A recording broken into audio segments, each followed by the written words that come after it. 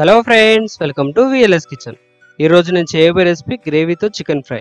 మీరు ఎప్పుడు ఒకే రకంగా కాకుండా ఈ విధంగా నేను చెప్పిన కొలతలతో ఒకసారి చేసి చూడండి, చాలా బాగొస్తుంది. ఇది వేడివేడి అన్నంలో లేదా చపాతీతో పూరీతో తింటే మీరు ఒక్కసారి తిన్నారంటే మళ్ళీ మళ్ళీ తినాలనిపిస్తుంది.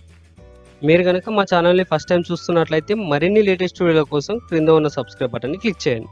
ఈ ప్రాసెస్ ఎలానో చూసేద్దామా. ఇక్కడ నేను ఈ రెసిపీకి 500 గ్రాముల చికెన్ తీసుకున్నానండి. దీన్ని మనం 2 సార్లు ఇలా శుభ్రంగా కడిగి ఇందులో 150 గ్రాముల వరకు పెరుగుని యాడ్ చేసుకోవాలి. ఇలా పెరుగు మొత్తం చికెన్కి కలిసేలాగా కలుపుకోవాలి. మనం ఇలా పెరుగు కలుపుకోవడం వల్ల మనకు చికెన్ ఫ్రై అనేది గ్రేవీతో వస్తుంది. చూడండి, ఈ విధంగా మొత్తం మనం కలుపుకోవాలి. పెరుగును కర్రీ వండేటప్పుడు వేస్తే వేడికి పగిలిపోతుందండి. అలా కాకుండా ఇలా చికెన్లో కలుపుకొని ఒక ప్లేట్ పెట్టి పక్కన పెట్టుకోవాలి. ఇప్పుడు ఒక ప్యాన్ తీసుకొని 2 టేబుల్ స్పూన్ ఆయిల్ వేసుకోవాలి. ఆయిల్ వేడిన తర్వాత కట్ చేసిన పచ్చిమిర్చి, ఉల్లిపాయ ముక్కలు వేసి వేయించుకోవాలి.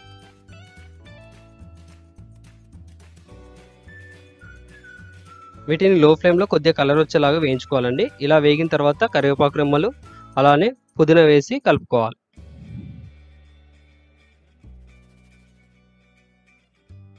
ఈ విధంగా కలుపుకొని ఇందులో 1/4 టేబుల్ స్పూన్ పసుపు, 1 టేబుల్ స్పూన్ అల్లం వెల్లుల్లి పేస్ట్ పచ్చివాసన రాకుండా మనం ఆయిల్లో మంచిగా వేయించుకోవాలి.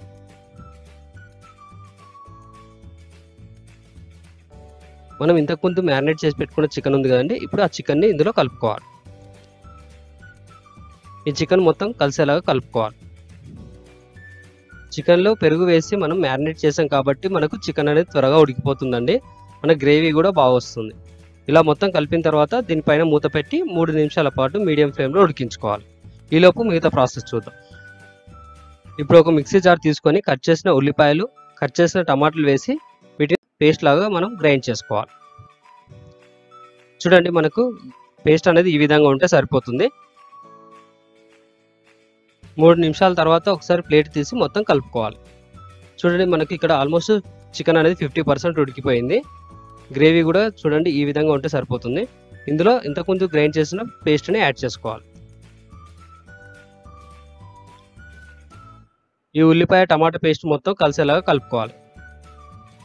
ఇలా ఉల్లిపాయ టమాటా పేస్ట్ వేయడం వల్ల మన గ్రేవీ కూడా కొద్దిగా ఎక్కువే వస్తుంది.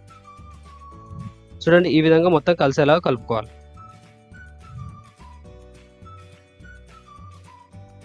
ఇలా మొత్తం కలుపుకున్న తర్వాత దీనిపైన మూత పెట్టి మరో 2 నిమిషాల పాటు లో ఫ్లేమ్లో ఉడికించుకోవాలి. ఇప్పుడు ఒకసారి మూత తీసి మొత్తం కలుపుకోవాలి. చూడండి, ఇక్కడ నేను వాటర్ కూడా ఎక్కడ పోయలేదు. వాటర్ పోయకుండానే మనకు పెరుగుతోనే అనేది గ్రేవీ వచ్చేసింది. ఈ విధంగా ఉంటే మనం కొద్దిగా వేసుకున్నా మనం రైస్ మొత్తానికి సరిపోతుంది. ఇందులో ఇప్పుడు 1 టేబుల్ స్పూన్ కారం పొడి, 1 టేబుల్ స్పూన్ ఉప్పు మీ టేస్ట్కి సరిపడా వేసుకోవాలండి. అలానే 1 టేబుల్ స్పూన్ ధనియాల పొడి, 1 టేబుల్ స్పూన్ చికెన్ మసాలా వేసి కలుపుకోవాలి. మనం ఈ విధంగా నేను చెప్పిన కొలతలతో ఇంట్లోనే ఈజీగా చేసేసుకోవచ్చు అండి. చాలా టేస్ట్గా వచ్చేస్తుంది. మనం బయటకి తెచ్చి తినే కన్నా ఈ విధంగా వండుకొని ఇంట్లో తింటేనే బాగుంటుంది. దీన్ని మనం 2 నిమిషాల పాటు లో ఫ్లేమ్లో అలానే ఉడికించుకోవాలి. ఫైనల్గా కొద్దిగా కొత్తిమీర వేసి గార్నిష్ చేసుకుంటే సరిపోతుంది. అంతే అండి, ఎంతో టేస్టీగా చికెన్ గ్రేవీ ఫ్రై రెడీ. మీరు కూడా ఈ రెసిపీ ఒకసారి ట్రై చేసి ఎలా వచ్చిందో కామెంట్ రూపంలో తెలియజేయండి. మీకు గనక ఈ వీడియో నచ్చినట్లయితే లైక్ చేసి మీ ఫ్రెండ్స్కి షేర్ చేయండి. మరిన్ని వీడియోల కోసం మా ఛానల్ని సబ్స్క్రైబ్ అవ్వండి. Thanks for watching the video.